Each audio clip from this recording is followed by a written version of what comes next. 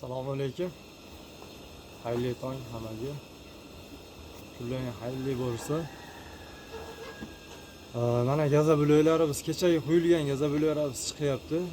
24 soat ichkarida sushilkaning ichida turgan. Mustahkamligi holatini bir ko'rib sizlarga bir aytay dedim, ko'rsatay dedim. Shu narsani hozir sizlar bilan bo'lishaman va videoda oxirigacha ko'ringlar. Gaza blokda uy solib, misol sushilkali gaza bloklar chiqayotgan sifatini bir o'zlaring bir tomosha qilasizlar. Qanchalik issiqligi bor, masalan, issiqligi ham bor-da buni. Ichida issiq par bor. O'sha narsalar g'ishtni mustahkamligini oshirib yuboradi va sifatini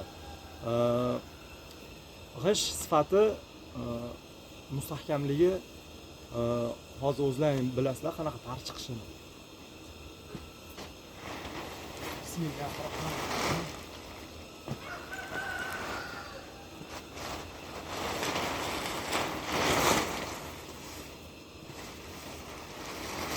Mana g'ishtlarimiz mana shunchalik parda ichida turadi. G'ishtlarimiz mana chiqyapti.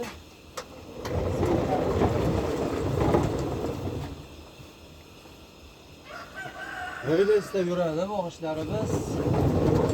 Reysda yurib 24 soat kechaga qo'yilgan g'ishtlari buzildi.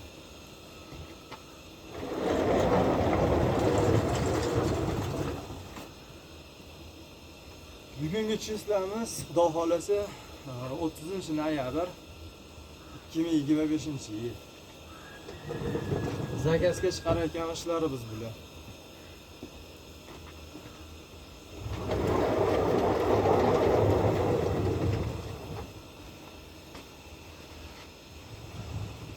Bu g'ishtlarimizni bemalol olib ko'ryapsizlar. 2 qavat, 3 qavat salafonlar o'ralgan. Mana g'ishtlarimiz orasidan olib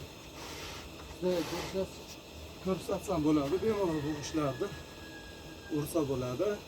Kilosi xo'p 28 kilo bo'ladi buni. Ho'lligi. Quriganda 24 kilo qoladi. Proshnisi 650-700 bo'ladi. Bemalol ursalar ham bo'ladi. Chorqarasi zo'r mana avtomatik reskadan chiqqan g'ishtlar.